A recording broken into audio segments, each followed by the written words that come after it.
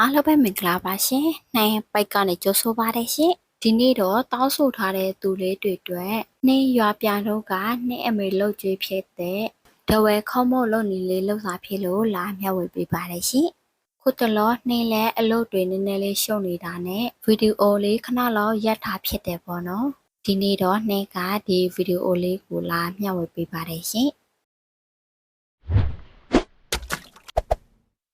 ဒါလေးကကြတော့တညရေစိတ်ထားတဲ့ဆာနဲ့ကော့ညင်လေးပေါ့နော်ဒီနေရာမှာတော့ဆာကိုတော့နှစ်ကနိုးစီဘူးရှစ်ဘူးစာတုပ်ပြထားတယ်ပေါ့နော်ကော့ညင်ကိုတော့နိုးစီဘူးတစ်ဘူးစာပဲတုပ်ပြထားပါတယ်ရှင်ဒါကြတော့တနည်းတခြားလေးကိုရေနဲ့ဖြောထားတဲ့ဟာလေးပေါ့နော်ဒါလေးကကြတော့တုပ်ပြထားတဲ့ကြက်ဥလေးပါရှင်ဒါဆိုရင်တော့မိုးလုံးမဲ့အိုလေးထက်ကိုမိုးနှက်ရီလေးကိုထည့်ပြီးတော့ခုလိုမျိုးလေးဇွန်လေးနဲ့တည်တည်ချာချာလေးလုပ်ထားပေးလိုက်မယ်ပေါ့နော်ပြီးတော့ခဏကတခြားရီလေးကိုပေါ်ကနေပြီးတော့ထည့်ထားပေးလိုက်ပါမယ်ရှင်ဒီမုတ်လေးကကြတော့ကြက်ဥမပါဘဲနဲ့ရိုးရိုးမုတ်လေးပေါ့နော်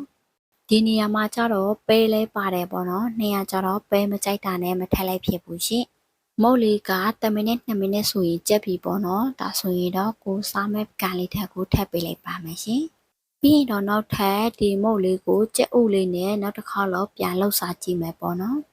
အရင်ဦးဆုံးမိုးနှင်းလေးကိုထည့်ပါမယ်ရှင်ပြီးရင်တော့တကြားလေးကိုထည့်ပါမယ်ရှင်ပြီးရင်တော့ကြက်ဥလေးကိုဖောက်ထည့်မယ်ပေါ့နော်ကြက်ဥလေးဖောက်ထည့်လို့ပြီးပြီဆိုရင်တော့ချစ်ထားတဲ့အုပ်ဖက်လေးကိုထည့်ပေးလိုက်မယ်ပေါ့နော်ပြီးရင်တော့အဖုံးလေးအုပ်ပြီးတော့10မိနစ်2မိနစ်လောက်သူ့ကိုလှုပ်ထားပေးလိုက်မယ်ပေါ့နော်ခဏကအိုးမှတိုက်တဲ့အဝတ်စလေးမှာကြတော့နေတို့ဒီဝက်ဖက်မှာဆိုရင်တော့တာခန်းဆေးလို့ခေါ်တယ်ပေါ့နော်မြန်မာလူနဲ့ဆိုရင်နှင်းလက်ခေါ်မတက်ပါဘူးရှင်တကယ်လို့အဲ့ဒီဟာမရှိလို့ရှိရင်တော့ချစ်ထားတဲ့အုပ်ဖက်လေးကိုမိုးလုံးမဲ့အိုလေးထဲမှာပေါတိုက်ပေးလို့လည်းရတယ်ပေါ့နော်